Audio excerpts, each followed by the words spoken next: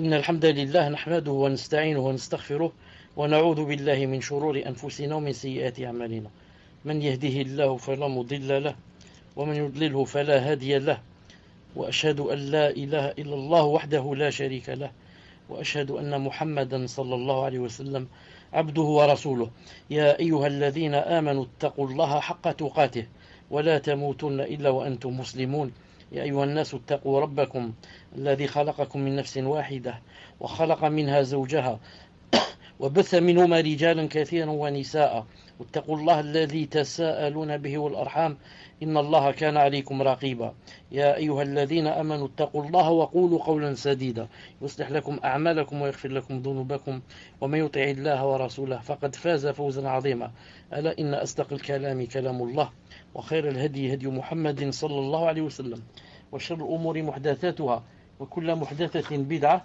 وكل بدعة ضلالة وكل ضلالة في النار. أما بعد حياكم الله جميعا en cette soirée du mercredi 22 Safar 1435 de l'Hégire correspondant 25 décembre 2013 bi'idhnillahi ta'ala avec le 23e cours bi'idhnillahi subhanahu wa ta'ala. Le cours d'aujourd'hui inshallah ta'ala, son titre c'est l'anti-islam, al-jahiliya. Naam. Avant cela inshallah ta'ala, je vous informe que à partir d'aujourd'hui, Inch'Allah Ta'ala, on a décidé de diffuser aussi sur un programme très connu qui s'appelle Bailux. Un programme très connu qui s'appelle Bailux. Pour ceux spécialement, je crois, pour ceux qui n'ont pas accès au Paltalk, pour ceux qui du Maroc et de Tunisie et d'autres pays n'ont pas accès au Paltalk. Donc ils peuvent rentrer là-bas. Il y a un salon qui s'appelle Apprendre l'islam sur la vraie voie. Apprendre l'islam sur la vraie voie. Et Inshallah Ta'ala, la rediffusion. Voilà, c'est comme Paltalk. Mais il n'est pas interdit au Maroc à ce que je sache. Bi'idhnillahi Ta'ala. طيب. L'anti-islam, al-jahiliya. Cheikh Fawzan dit, hafidahullah, c'est une situation dans laquelle vivaient les Arabes avant l'islam. C'est la situation dans laquelle vivaient les Arabes avant l'islam. C'est-à-dire leur ignorance d'Allah, de ses messagers et des lois religieuses, ainsi que l'orgueil tribal, l'arrogance, l'oppression, etc. Avant cela, donc le grand titre, c'était quoi? Le grand titre, c'est l'explication du sens propre de l'anti-islam, c'est-à-dire le jahiliya. La perversion, c'est quoi? Le fisq, l'égarement, le dalal et l'apostasie, ridda, ainsi que leurs catégories et les jugements qui s'y rapportent, ainsi que les catégories et les jugements qui s'y rapportent. Ou le petit a, on a commencé par d'abord l'anti-islam, le jahiliya. Le cheikh a dit, l'anti-islam est la situation dans laquelle vivaient les Arabes avant l'islam. C'est-à-dire, on l'a appelé comme ça l'anti-islam, jahiliya, c'est-à-dire leur ignorance d'Allah Azza wa Jal, de ses messagers et des lois religieuses, ainsi que l'orgueil de la tribu, l'arrogance, l'oppression. Donc cette période est appelée jahiliya par rapport à l'ignorance, al-jahl, qui est l'absence du savoir ou bien le fait de ne pas le mettre en pratique. Attention, il faut bien comprendre cela. Al-jahiliya, ça a deux sens. Ou bien l'ignorance vient de l'ignorance, al-jahl, ou bien des fois on a la science, mais quand on la pratique pas, ne fait pas la pratiquer, ça s'appelle aussi le jahiliya. Cheikh l'Islam Ibn Taymiyyah, rahimahullah, a dit, celui qui ne connaît pas la vérité est un simple ignorant. Mais s'il croit le contraire de la vérité, il devient doublement ignorant.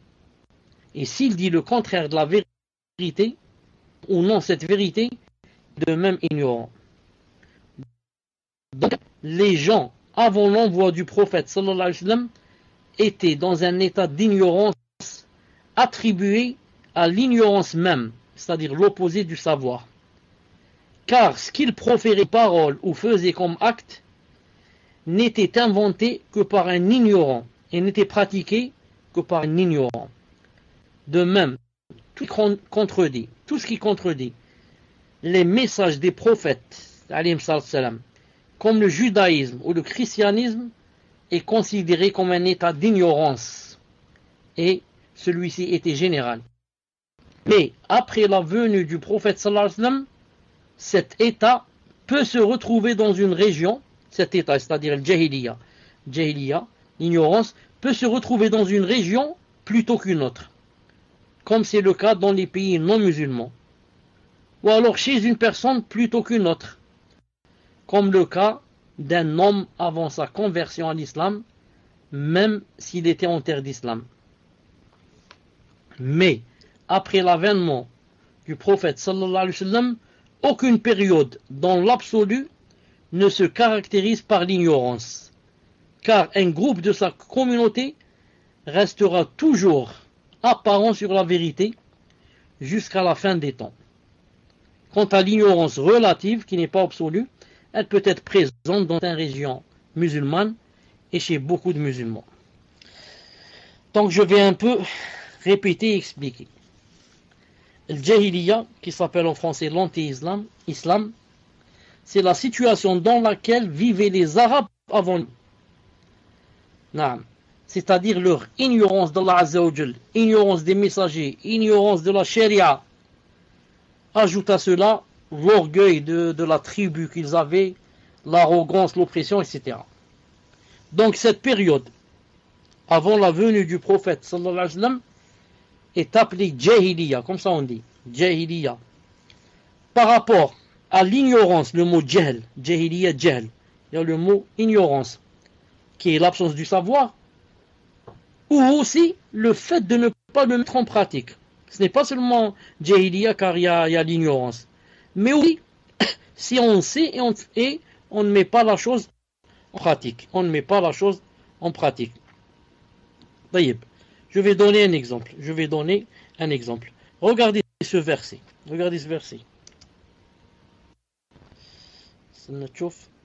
Allah Ta'ala dit dans le Coran, إنما التوبة على الله للذين يعملون بجهالة ثم يتوبون من قريب فأولئك يتوب الله عليهم وكان الله عليما حكيما. 4.17. C'est-à-dire, Allah accueille seulement le repentir de ceux qui font le mal par ignorance, qui aussitôt se repentent. Voilà ceux de qui Allah accueille le repentir, et Allah est omniscient et sage. Regardez bien le verset, ce qu'il a dit Allah Ta'ala.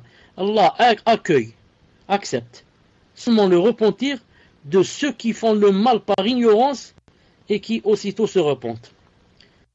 Cheikh Ibn Uthaymin rahimahullah a dit, vous voyez à peu près, si vous allez bien méditer ce verset, vous allez trouver qu'il y a un ishkel. Il y a un petit problème. Pourquoi? Car ce qui est connu en islam, c'est que celui qui se repent, c'est celui qui fait une faute. Celui qui se repent, c'est celui qui fait une faute en sachant que c'est une faute. Mais celui qui fait une faute, ne sachant pas que n'a pas fait une faute, c'est pour cela qu'il n'a pas besoin de se repentir. Vous avez compris? Moi, par exemple, c'est un exemple, c'est tout. Par exemple, je ne savais pas qu'il ne fallait pas manger telle chose. C'était haram. Ensuite, moi, je l'ai mangé. Je n'ai pas fait de péché. Donc, je n'ai pas à me repentir. Si je me repens de ne pas avoir demandé la science, peut-être. Mais pas du péché lui-même. Je n'ai pas fait de péché. Alors, comment se fait-il? Allah Ta'ala a dit qu'il acceptait seulement le repentir de ceux qui font le mal par ignorance. Par ignorance, il n'y a pas de mal. Donc, ça veut dire quoi? D'ailleurs, laissez-moi vous dire que l'ignorance ici, dit en arabe, yani jahala. C'est pour ça qu'on parle de jahiliya. Donc, Donc, je disais, donc ici, ça veut dire quoi? Pour que le verset soit clair et qu'il y ait d'ambiguïté dans le verset, ça veut dire que Allah Ta'ala accueille, ou accepte le repentir de celui qui fait le mal en sachant que c'était un mal, mais il ne l'a pas appliqué. C'est pour ça qu'on a dit tout à l'heure un peu en haut, si vous vous rappelez, on a dit l'anthéisme jahiliya, c'est ou bien l'ignorance, ou bien le fait de ne pas mettre pratique. Donc ici le verset ce n'est pas l'ignorance, car celui qui est ignorant, Allah Ta'ala ne lui donne pas de péché, il n'a pas besoin de se repentir. Mais c'est plutôt celui qui n'appliquait pas. Donc il savait que telle chose était haram, mais ne l'a pas faite. Mais il a transgressé comme ça, si celui-là il faut qu'il revienne vite, et Allah subhanahu wa ta'ala lui pardonne. Ensuite, Cheikh l'Islam a dit, celui qui ne connaît pas la vérité est un simple ignorant. Mais s'il croit le contraire de la vérité, il devient doublement ignorant. Donc maintenant, c'est pour dire que l'ignorant en islam, et dans la charia, se divise en deux. Il y a l'ignorant simple et il y a l'ignorant complexe. Celui qui est complexe, c'est plus grave que l'ignorant simple.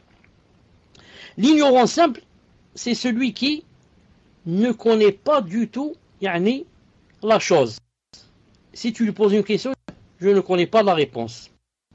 C'est comme si tu lui disais, par exemple, quel mois les musulmans jeûnent une fois par an? Il te dit, je ne sais pas. Tu lui dis, combien qu'il y a de prières par jour? Il te dit, pas. Vous comprenez? Il n'a pas de science. S'il n'a pas de science, et de lui, il a une ignorance simple. Mais maintenant, s'il dit l'opposé de la vérité et de la science en répondant, celui-là, on dit de lui, c'est un ignorant complexe. Par exemple, on lui dit, quel est le mois que les musulmans jeûnent une fois par an? Il dit par exemple, c'est Sha'ban, au lieu de dire Ramadan. Ou bien il dit c'est Muharram. On dit de lui, il a une ignorance complexe. Non, parce qu'il a dit le contraire de ce qu'il fallait dire. Le premier est mieux que lui, il a dit je ne connais pas du tout la réponse. Celui-là a dit ce qu'il ne fallait pas dire. Et si on lui dit combien il y a de prières obligatoires pour le musulman par jour, au lieu de dire 5, il va dire par exemple 3, ou bien 6, ou bien 7, et comme ça, au lieu de dire 5. Celui-là, on dit de lui, c'est un ignorant, d'une ignorance complexe. C'est plus grave que l'autre. Pourquoi? Parce que le premier a fait une seule faute. C'est quoi sa faute? Il n'a pas su, il n'a pas de science, il n'a pas répondu comme il fallait. Et le deuxième a fait deux fautes. La première, il n'a pas de science. La preuve, il a dit que le mois qu'on doit jeûner, c'est Sha'ban, donc il n'a pas de science. Il a cru autre chose. Il que c'était Sha'ban. Donc il a fait deux fautes, alors que le premier a fait une seule faute. Allah Ta'ala dit dans le Coran, dans un verset que je vais vous citer, Inch'Allah Ta'ala, Allah Ta'ala dit, une seconde, le verset, je ne sais pas si ça s'affiche ou ça s'affiche pas, Allahu A'lam.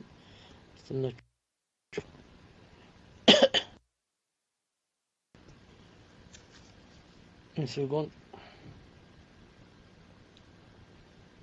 Il a dit, subhanallah,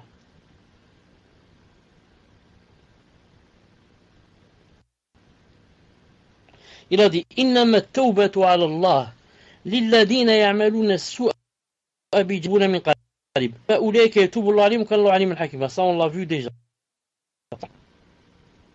Il a dit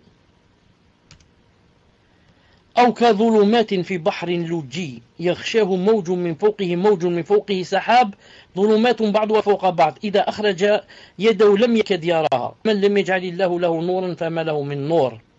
Ça c'est 24-40. C'est-à-dire les actions des mécréants sont encore semblables à des ténèbres sur une mer profonde.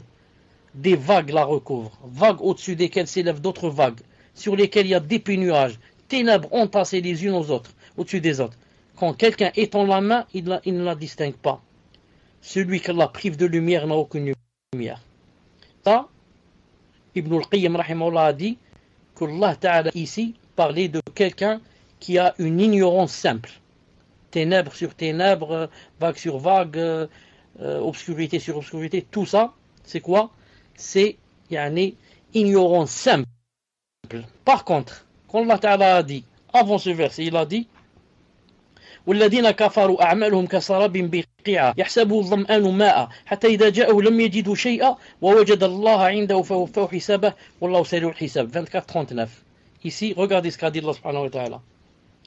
Quant à ceux qui ont mécru, leurs actions sont comme un mirage dans une plaine désertique que l'assoiffé prend pour de l'eau. Puis, quand il y arrive, il s'aperçoit que ce n'était rien. Mais il trouve Allah Azza wa Jal qui lui règle son compte en entier. Car Allah est prompt à compter. Celui-là, il a quel genre d'ignorance? Il a l'ignorance complexe. Pourquoi? Car il était dans une plaine désertique et il a vu quelque chose, il a vu quelque chose qu'il a pris pour de l'eau. Alors qu'en fait, il n'a vu qu'un mirage. Et quand il s'est approché, il a trouvé qu'il n'y avait rien. C'était juste un mirage. Par contre, il a trouvé Allah subhanahu wa ta'ala et la mort, etc. Il lui a réglé son compte. Donc celui-là, il a une ignorance complexe. Pourquoi? Parce que le mirage pour de l'eau. Ton premier, c'est ténèbres sur ténèbres, obscurité sur obscurité, mais il n'a rien pris pour d'autres. Le premier a une ignorance simple, et celui-là a une ignorance complexe. Donc on revient, on dit, tout ce qui contredit les messages des prophètes, alayhi salam, comme le judaïsme, le christianisme ou autres, sont considérés comme un état d'ignorance. Et celui-ci était général. Mais après la venue du prophète sallallahu alayhi wa sallam, cet état, le jahiliya, l'anti-islam, peut se retrouver dans une région plutôt qu'une autre. Comme c'est le cas dans les pays non musulmans. Dans les pays non musulmans, ils vivent l'anti-islam. Et ça peut se trouver chez une personne plutôt qu'une autre. Comme le cas d'un homme avant sa conversion à l'islam. Mais l'avènement de Muhammad sallallahu alayhi wa sallam, aucune période dans l'absolu ne peut se caractériser par l'ignorance. Car il y a toujours un groupe de sa communauté qui restera apparent sur la vérité jusqu'à la fin des temps. Quant à l'ignorance relative qui n'est pas absolue, elle peut être présente dans certaines régions musulmanes et chez beaucoup de musulmans. C'est pour ça que le prophète sallallahu alayhi wa sallam a dit dans un hadith authentique, il a dit Arba'un fi ummati min al-jahiliya. Il a dit dans ma communauté, caractéristiques de l'époque de l'ignorance. Il n'a pas dit que ma communauté, l'ignorance et l'anti-islam. Mais il a dit, dans ma communauté, il y a quand même 4 caractéristiques qui sont toujours présentes. Et qui font partie de l'anti-islam. Font partie de l'ignorance. Il a dit aussi, sallallahu radiyallahu ta'ala anhu, il lui a dit, innaka mru'un fika jahiliya. Il lui a dit, tu es un individu qui a l'ignorance et ce qui se rapporte à cela, rapporté par Muslim. Donc il se peut qu'une personne ait quelque chose de jahiliya. Le prophète islam a dit à Abu Dharr, un grand sahabi radiyallahu ta'ala, il lui a dit, tu es un individu de l'ignorance. Il avait dit quelque chose sahabi, disant de lui que sa mère était noire ou quelque chose comme ça. Il lui a dit, tu es un individu qui a de l'ignorance. En conclusion, al-jahiliya fait référence à al-jahl, l'ignorance, qui est l'absence du... Et elle se subdivise en 2 catégories. La première catégorie, l'ignorance générale, al-jahiliya al-amma, c'est la situation qui a précédé l'avènement du prophète sallallahu alayhi wa sallam et a pris fin à son arrivée. L'ignorance générale, anti-islam, la période anti-islam, anti-islam, celle-là c'est la période qui a précédé du prophète sallallahu alayhi wa sallam et qui a pris fin après son arrivée. Naam.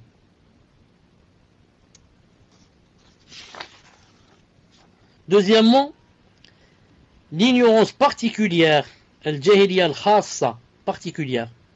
Celle-là, elle est particulière à certains pays, certaines régions et certains individus. Et elle persiste jusqu'à de nos jours. Elle persiste jusqu'à de nos jours. Cheikh Hafidahullah dit, cela montre l'erreur de ceux qui attribuent de manière générale l'ignorance à notre époque en disant l'ignorance de ce siècle. Non.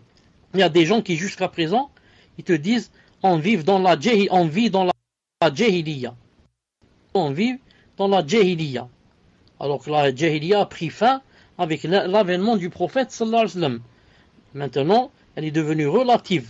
Elle se trouve seulement dans certains endroits, chez certains gens et comme ça. Mais pas l'absolu, la grande jahiliya. Celle-là, elle est partie avec le prophète, avec la venue du prophète sallallahu alayhi wa sallam. Le cheikh, quand il dit que certains disent l'ignorance de ce siècle, il a dit ils sont dans l'erreur. Je pense qu'il parlait par exemple de quelqu'un qui a écrit un livre qui s'appelle Jahiliyatul Qarni al-Ushrin, Ta'lif Mohammed Qutb. Ta'lif Mohammed Qutb, c'est Mohammed Qutb qui l'a écrit. Mohammed Qutb a écrit un livre qui s'appelle L'ignorance du, pour montrer que nous vivons comme fois les Arabes vivaient avant la venue du prophète sallallahu alayhi wa sallam. Et celui qui a écrit ce livre s'appelle Mohammed Qutb. C'est le frère de Sayyid Qutb. Le frère de Sayyid Qutb, très connu, qui a le tafsir. Et que on dit de lui que vraiment, il a fait. Celui-là, c'est son frère, il vit en Arabie Saoudite. Il a essayé là-bas de propager les idées de son frère. Il n'a pas réussi là-bas, on lui a fermé toutes les portes. Mohim, il est sur le même chemin, frère. Peut-être si ce n'est pas plus. Preuve, il a écrit un livre, ça fait seulement des années, qui s'appelle L'ignorance du XXe siècle. Alors que l'ignorance du XXe siècle, il n'y a pas. Car maintenant, le prophète islam est venu. Il n'y a plus l'ignorance absolue. Il faut dire l'ignorance relative. Et quand il dans du XXe siècle, il voulait te dire que la plupart des gens ne sont pas musulmans, comme a dit son frère. Et que maintenant, c'est pas la peine d'aller aux mosquées. Les mosquées sont comme les églises. Comme ça qu'a dit son frère. Il a dit, il n'y a pas de sharia, il n'y a rien. On vit comme des kuffars. On est dans la jahiliya. Al-Muhim.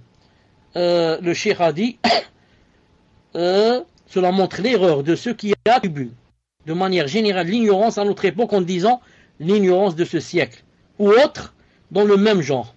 Il serait plutôt correct de dire l'ignorance de certaines ou de la plupart des personnes de ce siècle. Comme ça il faut dire. L'ignorance de certains gens ou de la plupart des personnes de ce siècle. Le fait de généraliser n'est pas juste et n'est pas permis, car l'envoi du prophète sallallahu alayhi wa sallam a mis fin à l'état d'ignorance générale. Maintenant, on va parler, Inch'Allah Ta'ala, de al-fisq, la perversion. Al-fisq, la perversion. Littéralement, le mot fisq veut dire la sortie. La sortie. C'est pour ça qu'on a dit la fois passée que la souris, le prophète alayhi salam, l'a appelée le fouaïsiqa. Fouaïsiqa. Pourquoi? Elle sortait du... Dans la terminologie islamique, il signifie la désobéissance à Allah Ta'ala. Le fisq, la perversion, dans la charia, ça veut dire désobéir à Allah Subhanahu Azza wa Jal. Il s'agit de totalement lui désobéir, comme c'est le cas pour le mécréant, ou bien partiellement, comme c'est le cas du croyant, commettant un grand péché. Ainsi, ce dernier est appelé pervers. Donc, le fisq, la perversion, et on dit d'une personne qu'elle est perverse, soit parce qu'elle est kafir, le kafir, on peut dire de lui qu'il est pervers, ou bien il est musulman, il a fait un grand péché. S'il fait un petit péché, non. Mais s'il fait un grand péché, on dit de lui, il est quoi? Il est devenu pervers. À condition, bien sûr, qu'il savait que c'était un grand péché et qu'il l'a fait exprès, bien sûr. Et à condition aussi qu'il ne fasse pas le repentir. S'il fait le repentir, il a quoi? Il a annulé le péché. Le shirk dit, il existe deux sortes de perversion. L'une qui fait sortir de l'islam, celle-là, c'est l'incrédulité. Ainsi, le mécréant est appelé pervers. En effet, Allah subhanahu wa ta'ala a dit d'Iblis. D'Iblis, qu'est-ce qu'il a dit? وَإِذْ قُلْنَا لِلْمَلَائِكَةِ اسْجُدُوا لِآدَمَ فَسَجَدُوا إِلَّا إِبْلِيسَ كَانَ مِنَ الْجِنِّ عَنْ أَمْرِ رَبِّهِ 18:50 فَفَسَقَ عَنْ أَمْرِ رَبِّهِ. Et lorsqu'ils aux anges prosternèrent Adam, ils se prosternèrent Satan, qui était du nombre des djinns, contre le commandement de son Seigneur. Ici, quand on traduit comme ça, excepté le djinn, excepté Satan, qui était du nombre des djinns et qui se révolta. Il n'y a pas le mot pervers, il n'y a pas le mot, comme en arabe. Il a dit en arabe, fasaqa.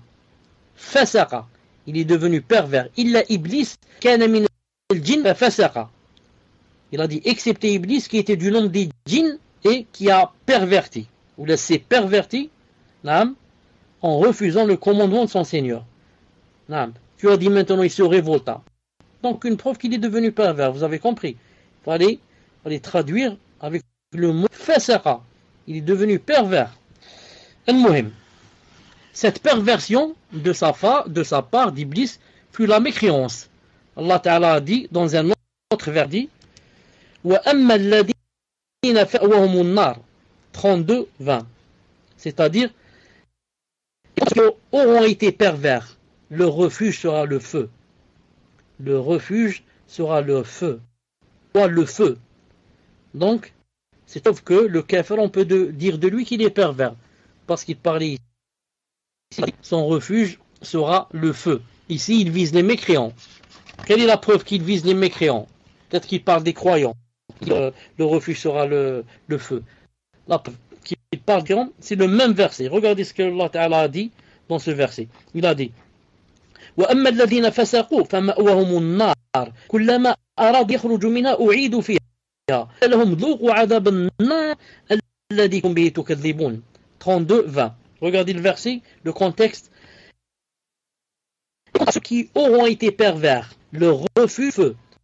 Toutes les fois qu'ils voudront en sortir, ils seront, on leur dira, goûtez au châtiment du feu, au lieu de croire.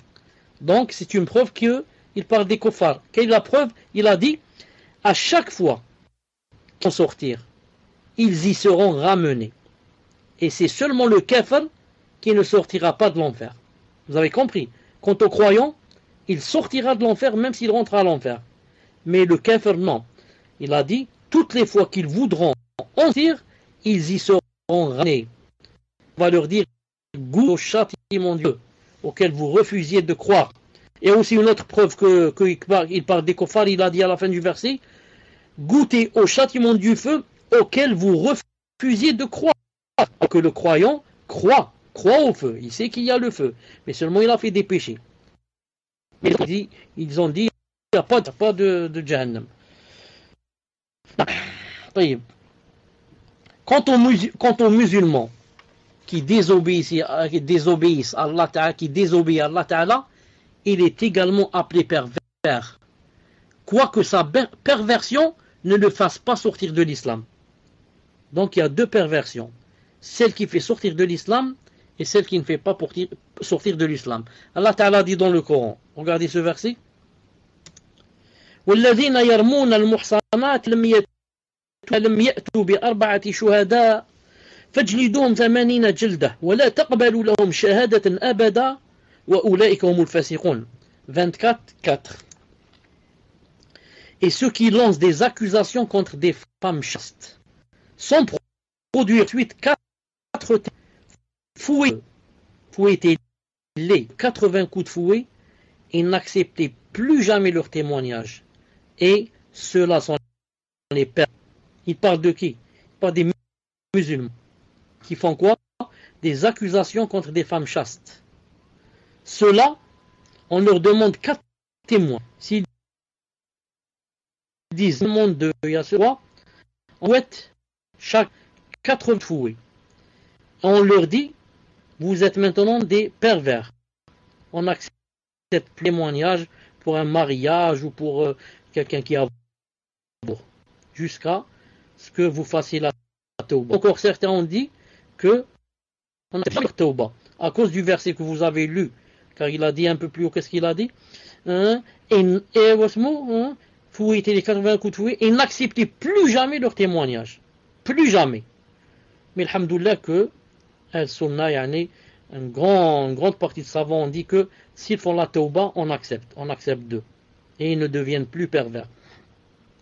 Et remarquez bien ce qu'a dit Allah subhanahu wa ta'ala dans ce verset. Il a dit, et ceux qui lancent des accusations contre des femmes chastes, ce n'est pas seulement contre des femmes, même contre des hommes. Si une femme elle dit celui-là il a fait zina, ou bien un homme dit d'un homme, il dit celui-là il fait la zina, qu'est-ce qu'on va lui dire? Va ramener 4 témoins. Sinon quoi? Chacun de vous 4, ou de toi qui n'as pas ramené, on va te frapper 80 coups de fouet et tu es devenu pervers, deuxième chose, et troisième, on ne va pas accepter ton témoignage. Donc c'est grave pour les gens qui facilement disent celle-là elle fait zina, ou bien celui-là il fait zina. Et juste pour vous rappeler une chose qu'on a dite, rappelle car le profite aux croyants. S'il y a 4 personnes qui viennent chez le juge et ils vont dire on est venu attester que, par exemple, telle femme ou bien tel homme, par exemple, a fait zina, par exemple, parce qu'il faut 4 témoins. Les 4 témoins vont être pris, chacun dans une chambre, pas tous à la fois. Et le juge va demander à chacun des 4 pour voir s'il y a concordance dans les informations qu'il rapporte. Ils doivent dire avec les détails les plus intimes, comme quoi il a vu le membre de l'homme dans le membre de la femme. Comme ça. Seulement, par exemple, j'ai vu un homme, par exemple, sur la femme, comme ça. Sans pouvoir dire, j'ai vu le membre dans le membre. Il sera fouetté. Donc vous voyez que c'est pas facile. Quelqu'un va dire, oui, mais je les ai vus. Qu'est-ce que tu les as vus? Je les ai vus tous les deux, ils étaient nus. Et ils dormaient ensemble dormaient ensemble. 80 coups de fouet. Oui, je l'ai vu sur elle. 80 fouets. Qu'il soit sur elle et qu'il ne faisait pas cette chose. Vous avez compris? Un homme peut être sur sa femme, il ne fait pas la chose. Il est en train, je ne sais pas, d'embrasser ou je ne sais pas quoi. Donc, c'est très grave. Et chacun, seul dans la chambre, il donne les informations. Naam, chacun. Si l'autre, il se trompe seulement, il dit, l'homme était de ce côté, la femme de l'autre. Ou bien la femme portait tel vêtement, et l'autre, il dit non, elle ne portait pas. Ou bien l'autre, il dit, elle portait tel vêtement sur la poitrine, noir. L'autre, il dit non, blanc. Ou bien, je ne sais pas quoi, culotte noire, l'autre il dit noir, l'autre il dit blanc, c'est grave. C'est grave pour les 4. C'est pour cela que, en islam, quelqu'un qui va dire que X est un zani, ou bien Y est une zaniya, vraiment celui-là il est fou. Sauf quoi? Sauf si c'est maintenant comme de nos jours, a'oudou billah, par exemple, les films pornographiques. Celui-là, C'est pas il y a 4 témoins. Il y a 2 millions et 10 millions de témoins qui ont vu ça. Et encore, comme dit Cheikh Ibn Uthaymin, rahimahullah, parce qu'il a parlé de ça, il faut être sûr que ce n'est pas trafiqué. Maintenant, avec le trafic qu'il y a, vous savez que n'importe quelle femme, on peut la montrer en train de faire la zina. Alors que peut-être c'est pas vrai. Non. Donc c'est très dangereux de dire d'un musulman ou d'une musulmane, il a fait la zina. Vite, on te prend chez le juge et il te dit, va ramener 3 autres qui ont vu ce que j'ai raconté tout à l'heure, avec tous les détails. Non. Sinon, chacun 80 coups de fouet, vous êtes des pervers et quoi? Et on va plus accepter vos témoignages. Maintenant, les gens, les frères, les sœurs, les djouhad, les musulmans, non. Juste s'ils voient quelqu'un qui a enlacé une femme dans un jardin, ou bien en train de l'embrasser, il va dans le quartier, il dit, je les ai vus en train de faire zina. Ou bien il dit, attention à cette sœur ou cette femme, je l'ai vu dans un jardin en train de faire zina. Ou c'est une zania. Comme ça, directement. Pourquoi? Il ne sait pas miskin, c'est un miskin. Il ne sait pas ce que ça veut dire zani, zania. Il ne sait pas miskin. Il ne sait pas, il croit que embrasser, là, c'est zina. Non, mais il ne sait pas. Puisse Allah subhanahu wa ta'ala nous apprendre. Ensuite, qu'est-ce qu'il a dit? Dans un autre verset, Allah subhanahu wa ta'ala a dit, dans un autre verset, en parlant de perversité, il a dit, Al-Hajj ashhurun ma'lumat, faman farada fihinna al-Hajj, fala fusuqa wala jidala fi al-Hajj, 297. Il a dit, le pèlerinage a lieu dans des mois connus. Si l'on se décide de rapport sexuel, point de perversité, point de dispute pendant le pèlerinage. Il a dit point de perversité. Donc le musulman peut faire de la perversité. Il peut même faire de la perversité dans le hajj. C'est pas seulement chez lui, quand il est chez lui, mais aussi dans le hajj. Les sont interprétés. La perversité. Interprété, cité. Ok. Cité dans le verset par les péchés.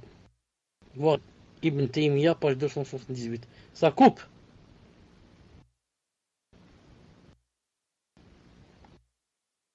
Alhamdulillah.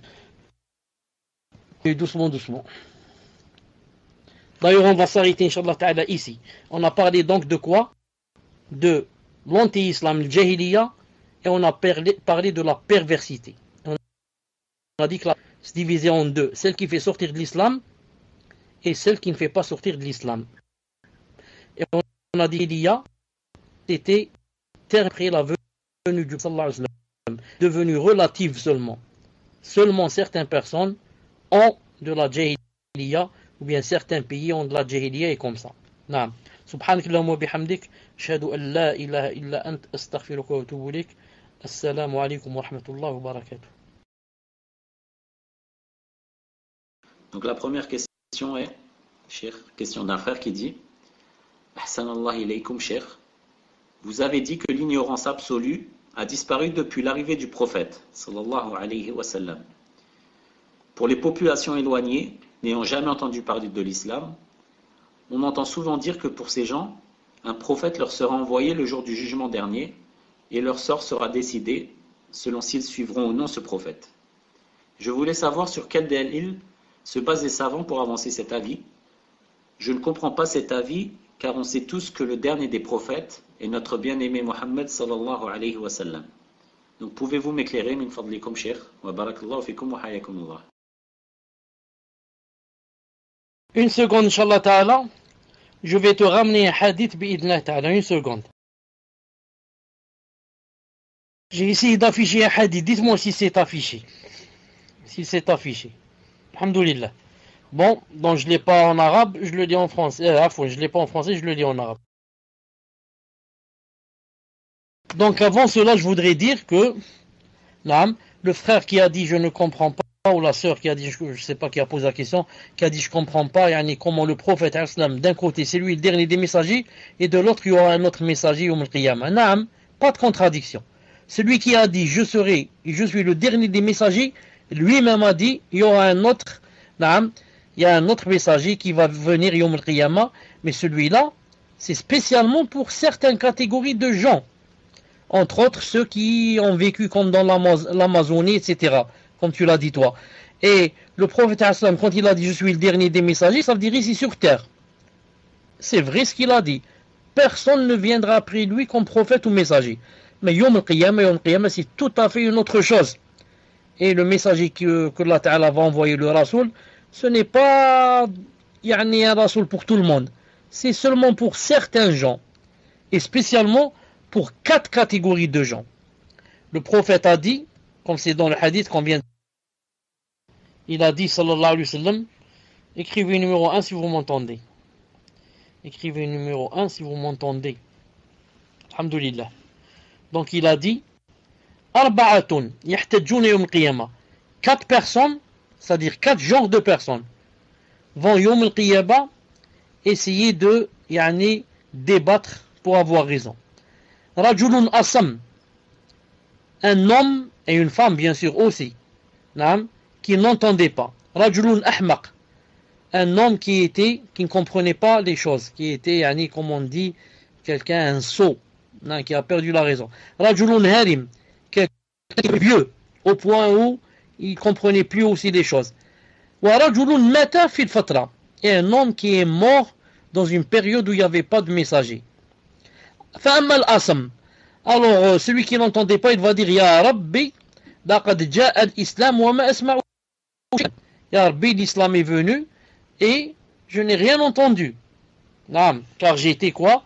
J'étais un sourd, quelqu'un qui n'entend pas, donc j'ai pas entendu de la venue de l'islam. طيب. Amma al-ahmaq, celui qui était sot, comme on dit attardé mental ou quelque chose comme ça, il va dire Rabbi qad ja'a al-islam wa as-sibyan yahdifunani bil ba'r. Ya Rabbi, l'islam est venu alors que les enfants me frappaient, et les excréments des chameaux, etc. Les excréments des brebis, des moutons, etc. Les petites boules comme ça. Il a dit, il me frappait. Ça veut dire que vraiment j'étais, je ne raisonnais pas du tout. Ensuite, al-harim, le vieillard. Le vieillard vieux au point où il savait plus ce qu'il disait. Il a dit, Rabbi laqad ja'a al-islam wa ma a'qil. Ya Rabbi, l'islam est venu alors que je n'avais pas de raison. Alors que celui qui est mort dans la période où il n'y avait pas de prophète, il va dire Rabbi, ma atani laka rasoul. Ya Rabbi, quant à moi, aucun messager n'est venu me voir. C'est-à-dire il n'est ni sourd, ni attardé mental, ni vieillard. Mais il va essayer d'établir la preuve en disant que aucun messager ne m'est venu. Comme maintenant ceux qui habitent, par exemple, dans l'Amazonie, si vraiment il y en a ce qu'on appelle les cannibales, etc. المهم فيأخذ مواثقهم. Allah subhanahu wa ta'ala va prendre لا يطيعنه, que ils vont lui obéir. Alors il va leur envoyer un rasoul, un messager, qui va leur dire entrez au feu, entrez au feu. Si vraiment vous croyez en moi et pour vous je suis un messager, alors entrez au feu. Il a dit فَوَالَّذِي نَفْسِي بِيَدِهِ, je jure par celui qui détient mon âme, لَوْ دَخَلُوهَا, s'ils étaient entrés au feu, lorsqu'il leur a dit entrez au feu, كَانَتْ عَلَيْهِمْ بَرْدًا وَسَلَامًا, alors ce feu serait devenu quoi? بَرْدًا وَسَلَامًا, froid, et aussi n'aurait pas fait mal, ne les aurait pas brûlés. Cheikh Al-Albani rahimahullah a dit, en parlant de ce hadith, il a dit sahih, regardez Silsila Sahiha 1434 et Ta'liq ala Raf' al-Astar, page 113. Donc le hadith est clair, est authentique, et Inch'Allah Ta'ala, il n'y a aucune contradiction entre le fait qu'il soit le dernier messager sur terre et qu'il y aura là-bas d'autres messagers qui seront envoyés, une catégorie de gens. Tout cela pour que vous sachiez quoi? Pour que vous sachiez que Allah Ta'ala jamais il ne lèse quelqu'un, jamais il ne fait du tort à quelqu'un, Et jamais il ne va faire entrer une personne en enfer alors que un messager lui est pas venu. Ou alors qu'elle était folle, cette personne. Qu'elle avait perdu la raison. Ou alors qu'elle était jeune, pas encore pubère. Ou alors vieillard qui a perdu la raison. Jamais Allah Ta'ala ne fait rentrer une personne en enfer jusqu'à ce que la personne reconnaisse qu'elle était dans la faute. Bi'idnillahi Ta'ala. Naam. Donc aucune personne ne peut établir la preuve sur Allah Azza wa Jal. Naam. Tfadal. Une seconde. Hein? Barakallahu fikum, Cheikh. Question suivante d'une sœur qui dit, et donc si le frère n'a pas compris la réponse, qu'il me le fasse savoir, Inch'Allah. Une autre question d'une sœur qui dit, Salam, Hayakumullah, Cheikh, que répliquer à une personne qui utilise comme preuve verset de Surat An-Nisa, Allah accueille seulement le repentir de ceux qui font le mal par ignorance et qui aussitôt se repentent. Voilà ceux de qui Allah accueille le repentir, et Allah est omniscient et sage. Donc, enfin, je vous mets le verset, cher. Donc, cher, que répliquer à une personne qui utilise ce verset comme preuve pour certifier qu'Allah ne pardonne que les péchés commis en ignorant que c'est un péché? J'ai donné des fatawas de Cheikh Ibn Uthaymin, rahimahullah, et d'autres preuves qui démontrent sa théorie. Mais rien n'y fait. La personne persiste à dire il ne faut pas être niais il ne faut pas être net pour pas comprendre ce verset. Allah ne pardonne qu'à ceux qui ne savaient pas. Barakallahu fikum, Cheikh. Pour dire la vérité, je n'ai pas compris ce que veut dire la personne. Non, je n'ai pas compris ce que veut dire la personne. Est-ce que toi tu as compris? Résume-moi, barakallahu fik. Donc en fait, Cheikh, dans ce verset, il est dit qu'Allah accueille seulement le repentir de ceux qui font le mal par ignorance et qui se repentent après avoir connu que c'est un péché. Et donc la sœur a dit qu'il y a une personne qui dit qu'Allah n'accueille le repentir que de ceux qui le font par ignorance. Donc si une personne fait un péché alors qu'elle sait que c'est un péché, Allah ne va pas lui pardonner. La sœur a dit qu'elle a ramené des paroles de Cheikh Ibn Uthaymin, entre autres, rahimahullah, qui prouvent le contraire, donc il explique le contraire. Mais la personne dit, le verset est très clair, et donc ça ne sert à rien de dire telle ou telle chose. Le verset est suffisamment clair, et donc il faut l'appliquer comme il est dit clairement. Je ne sais pas si vous avez compris, cher. Une seconde, je cherche un verset. Premièrement, on dit à cette personne, on lui dit, personne en islam n'a le droit de comprendre les versets comme il veut lui. Il doit les comprendre comme l'ont expliqué les savants. Tu n'as pas le droit de comprendre comme tu veux. Mais tu comprends comme l'ont expliqué les savants. La preuve, ce verset que cette personne a cité, on va lui dire, puisque Allah a dit, alors, demandez aux savants, viens voir ce qu'a dit Cheikh Ibn Uthaymin sur ce savant. Il a dit, ce n'est pas par ignorance, mais c'est par manque de pratique. Manque de pratique. Taïb. Premièrement. Deuxièmement. Une seconde. Deuxièmement, on dit à cette personne, Allah Ta'ala a dit, donc d'après toi, on va lire le verset, Allah Ta'ala a dit qu'il accueillait le repentir de ceux qui font le mal par ignorance. Par ignorance. Dis-moi, barakallahu fik, comment se fait-il que je doive me repentir d'une chose que j'ai fait par ignorance? Ça y a pas en islam. Je me repens d'une chose que je fais exprès. Si c'est par ignorance, ça s'appelle l'ignorance. Il n'y a aucun mal à cela. Et le prophète a dit dans un hadith authentique, Inna Allah rafa'a an ummati al-khata wa nisyan wa ma stukrihu alayh. Que Allah Ta'ala a levé de ma nation, c'est-à-dire qu'il ne châtie pas pour al-khata. Al-khata, le fait de se tromper. Naam, nisyan, le fait d'avoir oublié. Et la contrainte. Donc ici, j'ai fait une chose par khata. J'ai fait une chose par faute. Par ignorance. Le hadith est clair que Allah Ta'ala ne châtie pas pour cela. Donc, Allah Ta'ala n'est pas en train de parler de cela. Il est en train de parler d'autre chose. Ensuite, celui qui a dit ce verset, c'est Allah subhanahu wa ta'ala. C'est lui-même qui a dit cet autre verset, celui-là. قل يا عبادي الذين أسرفوا على أنفسهم لا تقنطوا من رحمة الله إن الله يغفر الذنوب جميعا إنه هو الغفور الرحيم. Ce qui donne en français, on va voir ce que ça donne. Ô mes serviteurs, dis à Mohammed, ô mes serviteurs, qui avez commis des excès à votre propre détriment, ne désespérez pas, car Allah pardonne tous les péchés, tout. Non, Allah ne pardonne pas seulement les péchés qu'on fait avec ignorance. Il a dit, il pardonne tous les péchés. La preuve, vous avez commis des excès.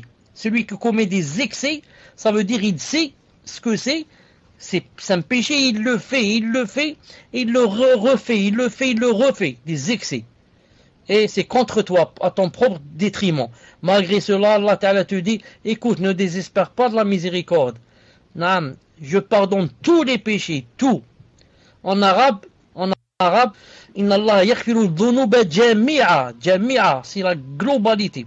Min afad al-umum. Ça veut dire celui qui dit que Allah Ta'ala ne pardonne pas tel ou tel péché, on lui dit, tu es un menteur. Donne un dalil. Allah a dit, il pardonne tous les péchés. Donne un dalil qui ne pardonne pas ce péché. Non, et comme ça. Tfadal. Barakallahu fikum, cher. Question suivante d'une sœur qui dit Hayakum Allah.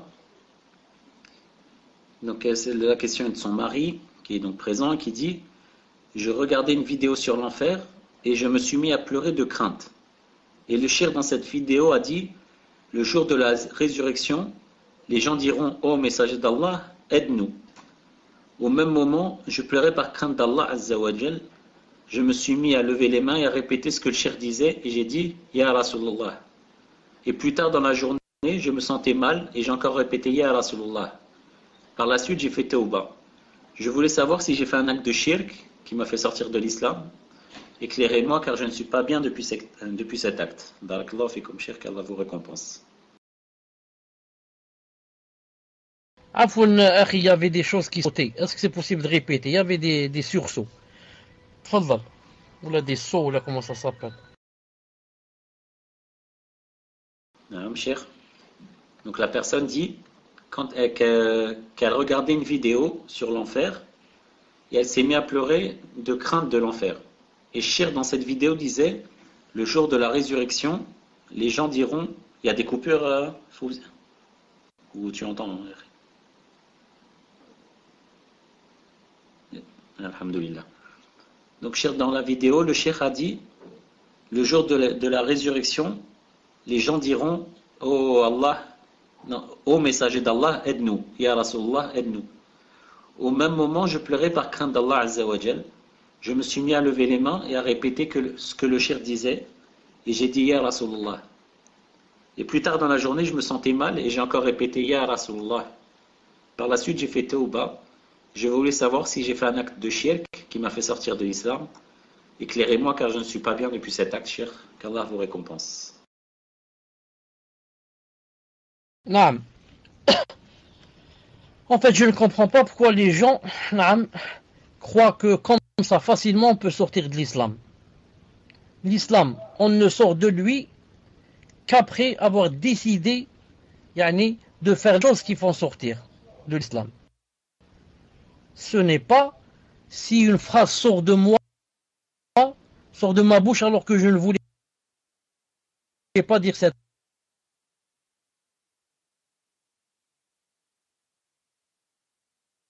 phrase, ou que je l'ai dite dans un état, je disais comme ça. Non, la preuve, c'est que la personne a vite regretté et a dit que c'est pas ce que je voulais. J'ai dit ça seulement par... j'étais chaud comme ça, en train d'écouter. Naam. Moussa alayhi salam, notre prophète Moussa alayhi salam, dans un état de colère, a jeté quoi? A jeté la Torah. Est-ce qu'il est devenu kafir? Non, pourquoi? C'était dans un état où il ne savait pas ce qu'il faisait. La colère était tellement grande. La personne peut être dans un état d'esprit où elle n'était pas consciente de ce qu'elle faisait. Une personne a dit, Ya Allah, tu es mon serviteur, et je suis ton Seigneur. Et le prophète Hassan m'a dit, elle s'est trompée de grande joie. Tellement elle était dans une grande joie qu'elle a dit cette phrase. Et Allah Ta'ala lui a pardonné. Allah Ta'ala lui a pardonné. Je dis à cette personne, si tu dis, ou alors c'est sorti tout seul de ta bouche sans le vouloir, ou alors c'était pas ce que tu voulais dire, tout cela ne fait pas sortir de l'islam, bi'idnillahi ta'ala. Tout cela ne fait pas sortir de l'islam, et on ne sort pas comme ça facilement de l'islam, alors qu'on ne veut pas sortir. Alhamdulillah, c'est une ni'ma d'Allah. Ensuite, supposons seulement par supposition, on va supposer, c'est tout. Supposons que je sois sorti de l'islam. J'y rentre. Je dis, Ya Rabbi, pardonnez-moi, je suis rentré dans l'islam, c'est tout. Ya Allah, je me suis trompé. Ya Allah, pardonnez-moi. Ya Allah, j'ai fait une faute. Ya Allah, je ne vais plus recommencer. Et Allah Ta'ala me pardonne, bi'idhna ta'ala. Ça, c'est dans le cas où je suis sorti. Mais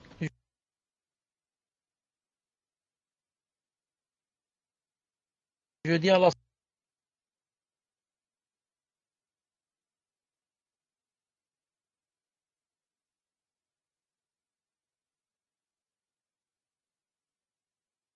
Inch'Allah Ta'ala, qu'elle n'est pas sortie parce que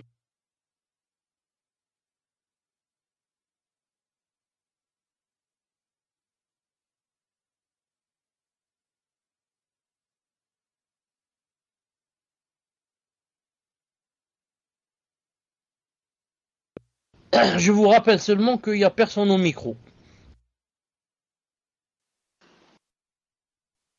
Cheikh, en fait, quand vous étiez en train de répondre, ça a coupé. Donc vous aviez fini la question et nous, on a eu une petite partie qui est arrivée avec du retard. Et en fait, on n'a pas très bien compris la fin. Donc, même si vous pouvez répéter, Cheikh, barakallahu fikum. Je disais que, alhamdulillah, on ne sort pas de l'islam comme ça facilement. Naam. En se trompant et en disant une chose qu'on ne voulait pas dire. C'est pas comme ça qu'on sort de l'islam. Naam. Le péché, ce n'est pas comme ça en islam. Le péché, c'est que, yani, on veut faire le péché. Et ce n'est pas une phrase qu'on dit sans le vouloir. Naam. Comme j'ai dit, j'ai cité la personne qui a dit, Ya Allah, anta rabbi wa ana abduk. Afwan, ta abdi wa ana rabbuk. Il a dit, Allah, tu es mon serviteur, je suis ton Seigneur. Et pourtant, il n'est pas devenu kafir. Pourquoi? Il a fait sur autre chose. Naam. La personne ici a dit cette phrase, naam, sans connaître sa portée. Sans connaître sa portée. Le maximum, c'est qu'elle dise pardon. Qu'elle demande pardon à Allah subhanahu wa ta'ala et dit astaghfirullah. Elle n'est pas sortie de l'islam, bi'idna ta'ala. Barakallahu fikum, Cheikh. On a plus ou moins bien compris, mais je pense que vous devez ressortir et revenir, Inch'Allah. Parce qu'il y avait des petites coupures à la fin, Cheikh. J'ai pas compris qu'est-ce que tu as dit, barakallahu fik. À la fin, Cheikh, il y avait des petites coupures. Et donc, si vous pouvez sortir et revenir. Barakallahu fikum, Cheikh. Salam alaikum, tfaddal. Cheikh Afwan, si vous pouviez faire une petite précision sur ce que vous venez de dire, à savoir lorsqu'un musulman sort de l'islam, comment il doit faire pour re-rentrer en islam, Cheikh. Est-ce que comme beaucoup de personnes le pensent, il doit aller faire le ghusl, donc refaire la douche, reprononcer la shahada, etc. Ou la tauba suffit? Barakallahu fikum, Cheikh. Naam, la plupart des savants ont dit la tauba suffit. Naam, on dit parce qu'il était déjà musulman. Que la tauba lui suffit. Certains ont dit, yani, il refait l'attestation. Mais sinon, la plupart ont dit seulement la tauba sincère lui suffit, bi'idnillahi ta'ala. Tfadlal. Barakallahu fikum, Cheikh. La sœur qui a posé la question tout à l'heure sur le verset de Surat An-Nisa. Donc, elle demande que faire lorsque c'est un proche parent et qu'il ne veut pas comprendre, donc il ne veut pas entendre cette parole de Cheikh Ben Uthaymin ou des autres savants. Barakallahu fikum, Cheikh. De même, s'il ne veut pas entendre la parole, l'explication que vous nous avez faite maintenant. Comment doit-elle se comporter, sachant que c'est un proche parent? On n'a rien à faire. On demande à Allah subhanahu wa ta'ala de quoi? De le guider. Et si jamais il repart du problème, on reste toujours yani, sur la même position. En lui montrant que, naam, smahli, mais toi tu es en train d'expliquer le Coran comme tu veux toi. Naam. Si vraiment tu étais sincère. Question suivante, donc, Cheikh. Question d'un frère qui dit: Cheikh, dans le cours d'aujourd'hui, vous avez parlé de Sayyid Qutb, alors que Cheikh Al-Albani rahimahullah a mis en garde contre lui. Est-ce que j'ai bien compris, Cheikh? Éclairez-moi, barakallahu fikum. J'ai pas bien compris la question, il y avait des coupures. Tu as dit que j'ai parlé de Sayyid Qutb et que Cheikh Al-Albani a mis en garde. Mais il manque quelque chose dans la question. Tfadal. Naam, Cheikh, vous avez bien entendu en fait. Et la personne veut juste savoir si c'est normal que vous ayez cité cette personne alors que Cheikh Al-Albani a mis en garde contre lui. Je crois que la personne n'a pas bien entendu ce que j'ai dit. D'abord, est-ce que vous m'entendez bien?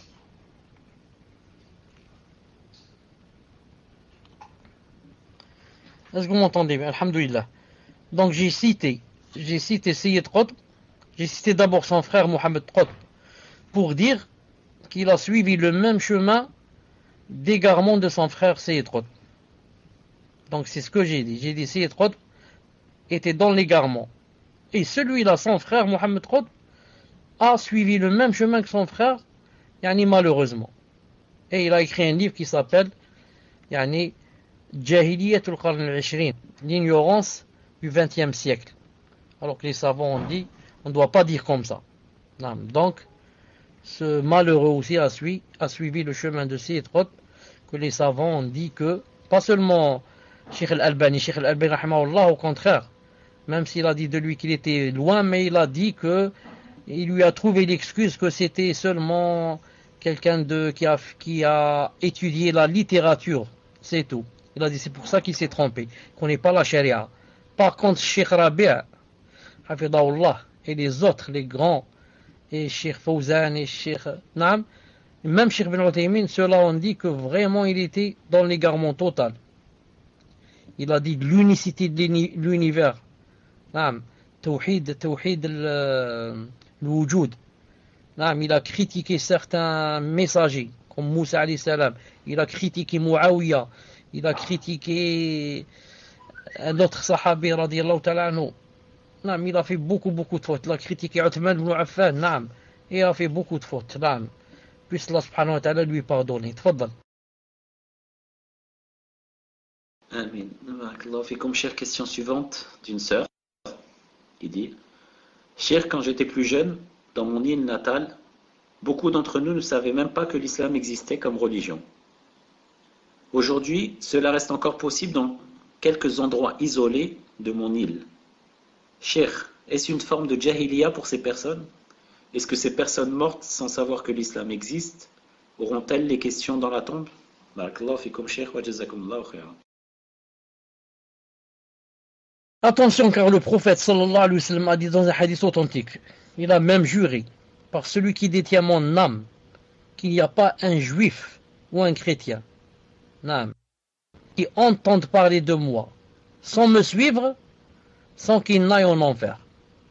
Pas un juif ni un chrétien qui n'entende parler de moi, ensuite ne me suit pas, sans qu'il n'aille en enfer. Ça veut dire qu'il ira en enfer. Nous on parle de quoi? De gens vivant dans un endroit où vraiment on n'entend pas, comme on dit, de communication. Vraiment, ils n'ont jamais entendu de quelqu'un qui s'appelle Mohammed sallallahu alayhi wa sallam. Alors que de nos jours, par exemple, la plupart des gens, même les kuffars, d'ailleurs ils l'appellent Mahomet, ils disent comme ça, Mahomet.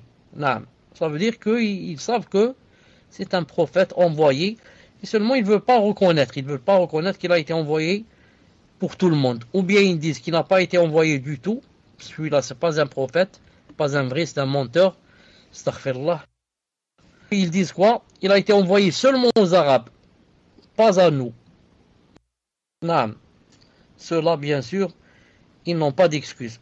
Sauf que Cheikh Al-Albani rahimahullah a dit que yani, si vraiment ils n'ont pas entendu de lui comme il fallait entendre, que c'était un prophète, que c'était quelqu'un de bien, et quelqu'un de généreux, et quelqu'un de fiable, et quelqu'un qui aime le bien aux gens, et quelqu'un, il a dit, peut-être qu'une personne comme ça, qui n'a entendu de lui que du mal, que c'était quelqu'un qui aimait les femmes, qui aimait même, astaghfirullah, certains ont dit qu'il aimait les enfants, et que des choses horribles à entendre, peut-être qu'une personne pareille, peut-être qu'elle sera yani, jugée yani, yawm al-qiyamah, comme dans le hadith qu'on a cité tout à l'heure, des quatre.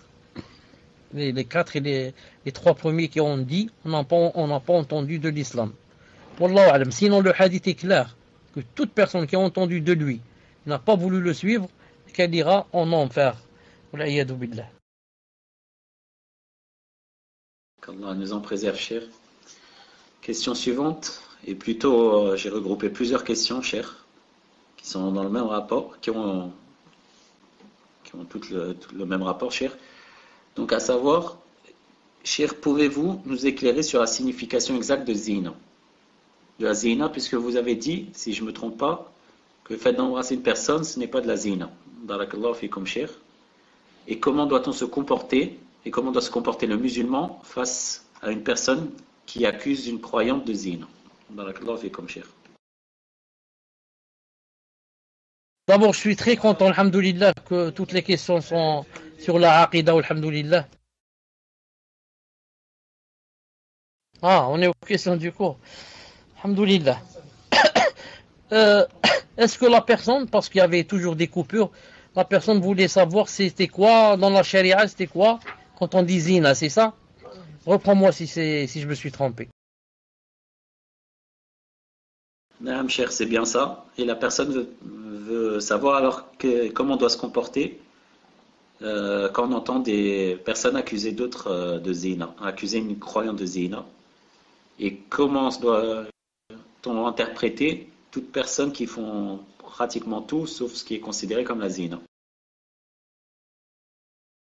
Naam, quand on entend quelqu'un, vous m'entendez, quand on entend quelqu'un, une autre personne, vous m'entendez?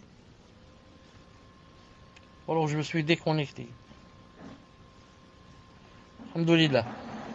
Si on entend quelqu'un dire d'une autre personne qu'il a fait la zina, que ce soit un homme ou une femme, on doit lui dire Taqillah subhanahu wa ta'ala. Pas plus tard qu'hier, je discutais avec quelqu'un, il a dit cette phrase. Il a dit en parlant d'une femme, disons, d'une jeune fille qui habite ici dans le quartier. Il a dit d'elle que non seulement il a dit c'est une zaniya, il a dit c'est une bariya. Je lui ai dit, tu sais qu'est-ce que ça veut dire ça?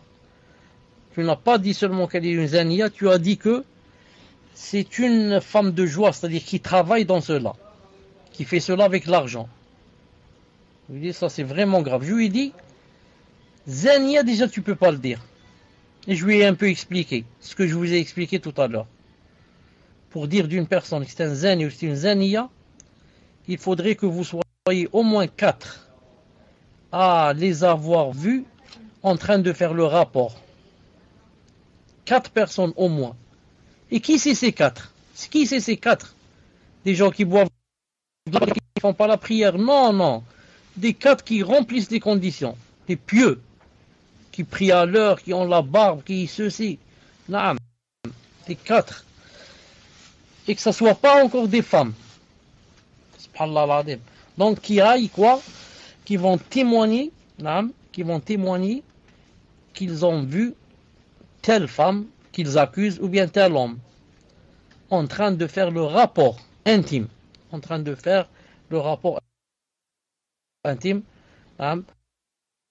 Donc, on vient maintenant à autre chose. Si jamais on voit une personne faire toute chose sauf le rapport intime, c'est quoi son jugement? On dit de cette personne, c'est quoi? C'est une perverse. La personne, en faisant ainsi, est devenue perverse. Elle a fait quoi? Elle a fait un grand péché. Mais, ça veut dire qu'elle a fait la zina. On dit d'elle que cette personne a fait tel et tel haram, mais n'a pas fait la zina. Car même si tu l'as vu en train de faire la zina, tu ne peux pas dire. Il manque 3 personnes avec toi pour témoigner. Mais tu dis que cette personne, il faut prendre garde d'elle. C'est une perverse, bi'idnillahi ta'ala. Fadlan. Barakallahu fikum, cher. Question suivante d'une sœur qui demande par rapport au cours de la semaine dernière. Elle dit que vous avez parlé d'hypocrisie. Donc, Afoun, j'ai coupé parce que je voulais dire une chose. Et surtout que la deuxième question, la nouvelle, parlait d'hypocrisie. Je voulais terminer dans la zina dans laquelle on parlait plus, la ta'ala nous préserver. Regardez en islam, c'est étonnant. C'est étonnant en islam. Tu as vu une femme, ou là un homme, ou là un couple.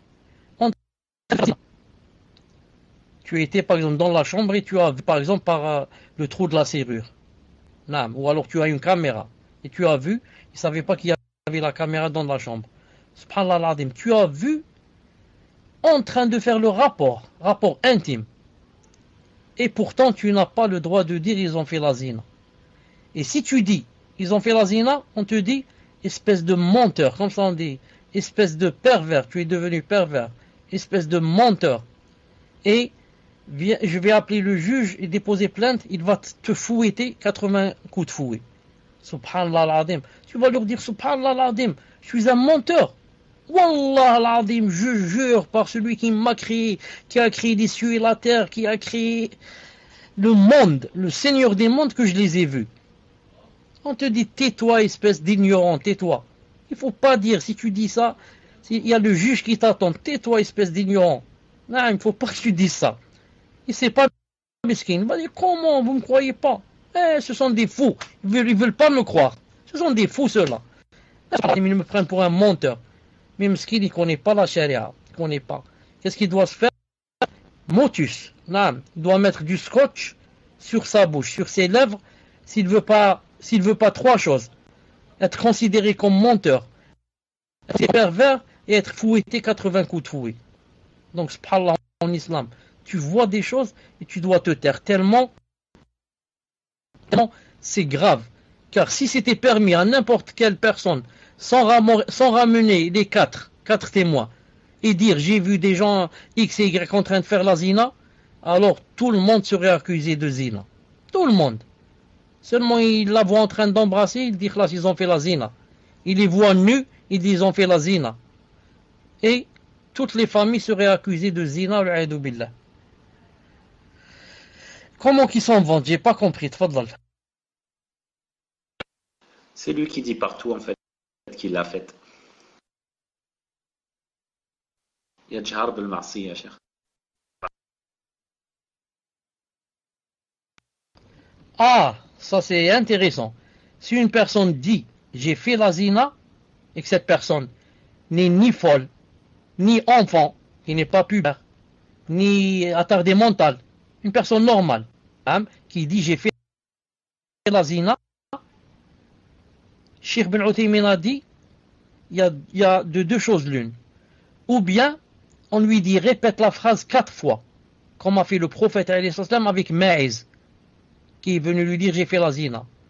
Il fait semblant de ne pas l'entendre. Il dit peut-être tu es faux. Il dit j'ai fait la zina. Il dit c'est la zina. Peut-être tu as seulement, comme on dit, joué avec elle. Il dit j'ai fait la zina jusqu'à ce qu'il ait dit 4 fois. Comme ça dit Cheikh Ben Uthaymin. Ou bien on lui dit répète 4 fois. Ou bien il a dit il y a le deuxième avis qui dit on accepte même si c'est une fois. Pourquoi? Car il a dit beaucoup d'autres gens. On dit j'ai fait la zina, il n'aura pas dit répéter 4 fois.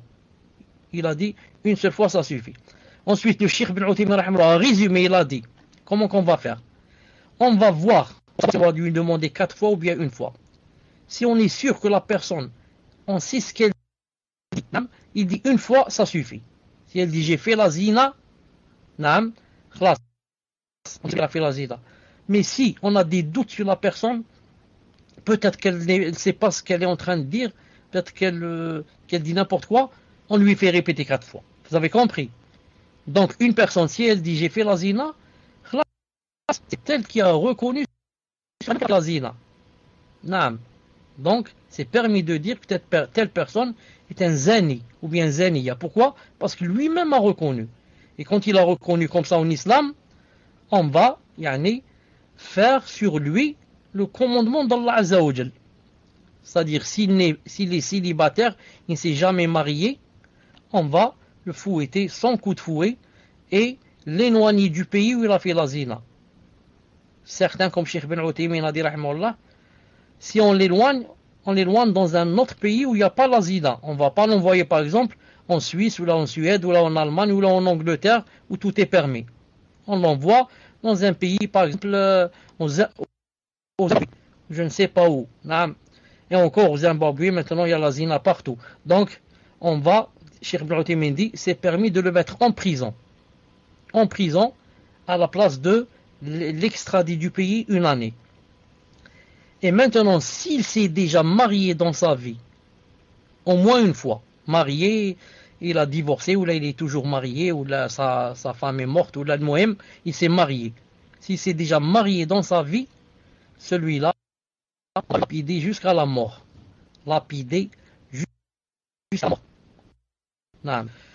Pour que vous sachiez, c'est quoi Allah nous en préserver. Et ce qui est bien en islam, si un homme dit j'ai fait zina, on n'a pas le droit de dire avec qui tu as fait zina, car il a fait la zina, il l'a pas faite tout seul. Donc il a fait la zina avec une femme, c'est ça la zina. Et en islam on ne lui demande pas avec qui tu as fait la zina. Naam. Toi tu as dit que tu as fait la zina, ça nous suffit. On va appliquer sur toi la loi d'Allah Azza wa Jal. Si maintenant j'ai fait la zina avec X en citant une femme, j'ai fait la zina avec X, Y en citant la femme, on va faire comme a fait le prophète sallallahu alayhi wa sallam. Un homme est venu lui dire que mon fils travaillait chez tel couple et il a fait la zina avec la femme de l'homme chez lequel il travaillait. Qu'a dit le prophète sallam? Parce que l'homme il a dit qu'on m'a dit que je dois donner, je ne sais pas, son mouton, etc. Il a dit non, c'est pas comme ça. Il a dit, je vais te montrer ton fils, on va le fouetter sans coup de fouet. Il doit quitter le pays. Ensuite il a dit, ya Unais, à un sahabi, ya Unais, Urdo, il a le mar'a, va voir la femme qui a été citée ici, comme quoi son fils a fait la zina avec elle. Va la voir et demande-lui si elle reconnaît ou elle nie. Si elle reconnaît, applique sur lui la loi. Et Unais est allé voir la femme et lui a dit, voilà, quelqu'un a dit qu'il a fait la zina avec toi. Est-ce que tu reconnais ou tu nies? Regardez, subhanallah al-azim. Est-ce que tu reconnais ou tu nies? Si tu nies, si elle danse, c'est pas vrai, il n'a pas fait la zina avec moi. Il revient vers le prophète islam et lui dit que elle est innocente. Entre parenthèses, même si elle a menti, parce qu'il ne sait pas. Mais si jamais elle dit j'ai fait, ils vont la lapider. Qu'est-ce qu'elle a dit la femme? Elle a dit j'ai fait la zina. Subhanallah al-azim. Et on l'a lapidée jusqu'à la mort parce qu'elle était mariée. Subhanallah al-azim. Alors qu'elle aurait pu dire j'ai pas fait. Et elle aurait sauvé sa peau. Subhanallah al-azim. C'est pour dire qu'en islam, si quelqu'un dit j'ai fait la zina, on lui dit qu'il a fait. Si jamais il dit j'ai fait avec telle femme, ou bien elle dit avec tel homme, on envoie quelqu'un, ou là le juge va faire présenter la personne, la deuxième, il lui demande seulement. Si elle dit c'est vrai j'ai fait la zina, il applique sur elle la loi divine. Si elle dit non j'ai pas fait, il lui dit donc va chez toi, tu n'as pas fait, tu es innocent. Naam, tfaddal. Barakallahu fikum, cher. Une sœur demande donc en précision. Donc si une femme tombe enceinte sans être mariée et qu'il n'y a pas de témoin, donc on saura qu'elle a fait zina, c'est ça, cher? Et cette femme sera-t-elle considérée comme fornicatrice? Donc est-ce que le simple fait qu'elle soit enceinte suffira en islam? Tomber enceinte, vous m'entendez? Tomber enceinte. Anijay, d'accord. Tomber enceinte. Vous m'entendez? Alhamdoulilah. Tomber enceinte sans être marié est un des grands délits de la zina. Sauf bien sûr, avant de commencer à dire pour dire à la personne qui a fait zina, on va commencer par lui dire qu'est-ce qui s'est passé, raconte. Peut-être qu'elle va dire que quelqu'un m'a agressé et m'a contraint. Il y a la contrainte. Hein? 2 ou 3 personnes vont prendre la femme, ils vont l'enchaîner, ils vont faire zina avec elle, elle va tomber enceinte. Vous avez compris? Ou elle va dire on m'a mis un revolver sur ma tempe. Donc, on doit d'abord savoir yani, comment cette grossesse est venue. Sinon, bien sûr, elle ne peut donner aucune preuve que c'était contrainte ou que c'était agression ou que c'était. Donc, c'est une des grandes que la personne a fait zina. La preuve, elle est tombée enceinte. J'ai oublié de dire une chose tout à l'heure. Quand j'ai parlé que on dit zina, ce n'est pas seulement, et les savants ont dit, même si c'est par sodomie, par rapport à la femme. Ce n'est pas seulement dans l'endroit où sort l'enfant, mais c'est aussi si c'est par derrière, un homme avec une femme par derrière. Ça aussi, ça a la même loi que la zina. La même loi que la zina. Ça, c'est un homme avec une femme.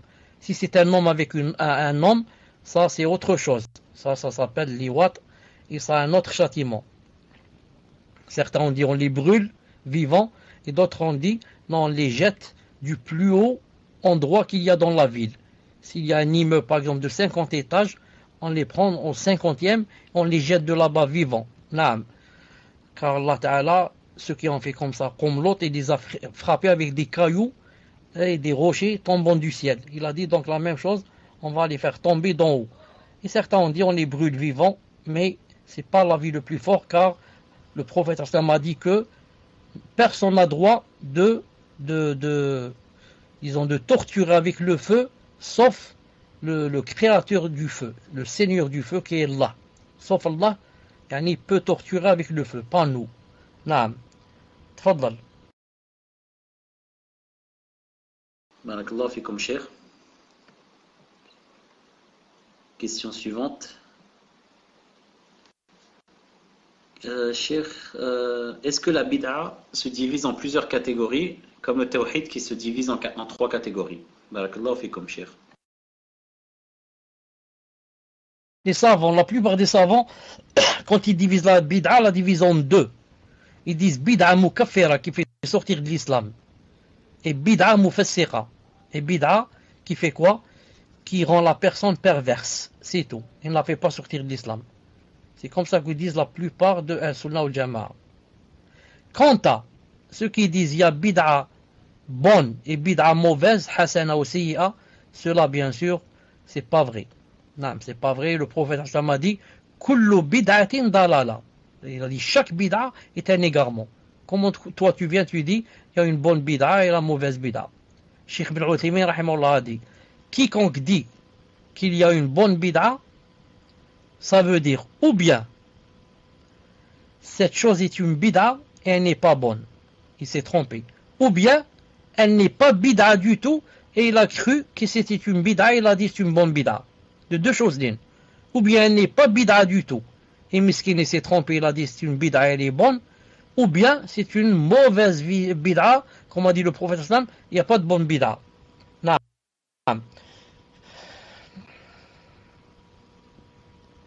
Quelqu'un demande quels sont les égarements de Sayyid Qutb. J'ai dit, je redis, si quelqu'un veut lire ou la savoir quels sont les égarements de Sayyid Qutb, je lui propose un livre qui s'appelle justement les égarements de Sayyid Qutb, écrit par Cheikh Rabi' Hafidahullah, où il montre que Sayyid Qutb a eu plus de 10 ou 20 égarements. Entre autres, qu'il disait de l'unicité de l'univers, Wahdat al-Wujud, et qu'il a critiqué des Sahaba, comme Uthman ibn Affan et Muawiyah, qu'il a dit que tous les musulmans de notre époque sont des kuffars. Comme ça il a dit, tous les musulmans de notre époque sont devenus des kuffars. Ils vivent dans la jahiliya, il a dit, ils vivent dans la période anti-islamique. Il a dit, les mosquées ne sont plus des mosquées, elles sont devenues des synagogues. C'est pas la peine d'aller à la mosquée. Là-bas, à la mosquée, on n'adore pas Dieu. Il a dit, elles suivent le gouverneur, etc. Donc, elles ne sont pas de vraies mosquées. Et comme ça, il a dit des choses vraiment horribles. Tfadal. Barakallahu fikum, cher. Question suivante d'une sœur. Je la repose. Donc, vous avez parlé de l'hypocrisie lors d'un précédent cours. Lorsque des personnes parlent de vous à d'autres et qu'elles disent que vous êtes un traître, et que lorsque vous rencontrez ces personnes, elles vous saluent normalement avec un grand sourire. Est-ce que cela, c'est de l'hypocrisie? Sachant cela, ne préféreriez-vous pas ne plus avoir affaire à elles et leur faire savoir que ce sont des hypocrites d'agir de la sorte? Car si on pense de vous que vous êtes un traître, pourquoi garder contact avec ces gens? Barakallahu fikum, cher. Est-ce que vous m'entendez? Alhamdulillah. Naam, justement, je conseille. Si cette personne, par exemple, sait que telle personne a dit d'elle traître, ensuite, quand la personne la rencontre, naam, elle va lui rigoler, etc., devant elle, lui faire des sourires, etc. Je préconise, naam, de lui dire carrément, de lui dire, écoute, j'ai quelque chose à te dire, tu as 5 minutes, naam, fadlal. Voilà ce que j'ai entendu, comme quoi tu as dit ça de moi. Est-ce que c'est vrai ou pas? Seulement, j'attends si la personne confirme ou si la personne infirme. Mais si la personne qui m'a rapporté cela est une personne de confiance, qui ne joue pas comme ça facilement, et qu'elle a entendu elle-même la personne, et a voulu me rapporter cela pour que je sache, pour que, par exemple, je m'éloigne de cette personne et que je lui raconte plus mes secrets, etc. Donc, je crois cette personne, mais pour vérifier davantage, comme a dit Allah Ta'ala, j'attrape la personne elle-même et je lui dis, voilà ce qu'on m'a dit, ce que tu as dit. Est-ce que c'est vrai ou pas? Comme ça, pour que je lui prouve et je lui montre que je suis au courant. C'est pas elle va me prendre pour une personne qui dort en marchant debout. Non, je lui montre que je suis au courant. Attention, on me rapporte ce que tu dis. Le prophète sallallahu alayhi wa sallam, Abdullah ibn Mas'ud est venu vers lui et lui a dit, Ya Rasulallah, j'ai entendu quelqu'un dire de toi, que tu n'étais pas équitable, etc. Lorsque l'autre a dit que le prophète n'était pas équitable. Ibn Hajj Asqalani dans Fath al-Bari a dit, cette chose ne rentre pas dans la namima, parce que il a entendu quelque chose qui, ça se dit pas. Dire du prophète alayhi sallam une chose pareille. Il est allé rapporter au prophète sallallahu alayhi wa sallam, et le prophète sallam a rougi de colère et a dit, Rahimullah, Moussa alayhi salam, Oudhiya fa sabar. Il a dit que Allah Ta'ala porte la miséricorde à Moussa alayhi salam, on lui a fait plus de mal que moi, et il a quoi? Il a patienté. Donc Ibn Hajr a dit que cette personne, quand elle a rapporté au prophète sallam ce qu'elle a entendu, il a dit, ça rentre pas dans la comment ça s'appelle, la namima, la médisance. Elle voulait le mettre en garde et lui dire, voilà ce que les gens disent de toi. Mais la médisance, c'est avoir du mal dans le cœur et tu voudrais rapporter des propos à d'autres spécialement pour rompre les liens entre eux. Vous avez compris? Pour rompre les liens entre eux. Mais si jamais maintenant toi, tu as un ami qui est, masha'Allah, pieux et masha'Allah, et ensuite tu entends des gens parler de lui, on a dit de toi telle chose ou X a dit de toi, ça rentre pas dans la namima si tu veux, pour que il soit sur ses gardes et pour qu'il sache quels sont ses ennemis. et pour qu'il sache comment faire à l'avenir. Je ne le laisse pas comme ça dormir debout, alors que les gens sont en train de parler de lui. Naam, tfadlal. Afwan. Naam, je dois m'arrêter là, Inch'Allah Ta'ala, pour aujourd'hui. Naam, j'ai des raisons. Je dois m'arrêter là, Inch'Allah Ta'ala. Je vous donne rendez-vous à samedi, Inch'Allah Ta'ala. Et désolé pour ce désagrément. Subhanakallahumma bihamdik. Shahadu an la ilaha illa ant. Astaghfiruka wa atubu ilayk. Assalamu alaikum wa rahmatullahi wa barakatuh. Dans le prochain cours, dis-moi quels sont les gens qui ont parlé de moi. Quand je vais quitter le salon, il y a des gens qui vont parler. Tu vas me dire, et c'est pas de la médisance, ça c'est comme on l'a vu dans le cours. Inch'Allah, allez, salam alaikum wa rahmatullah.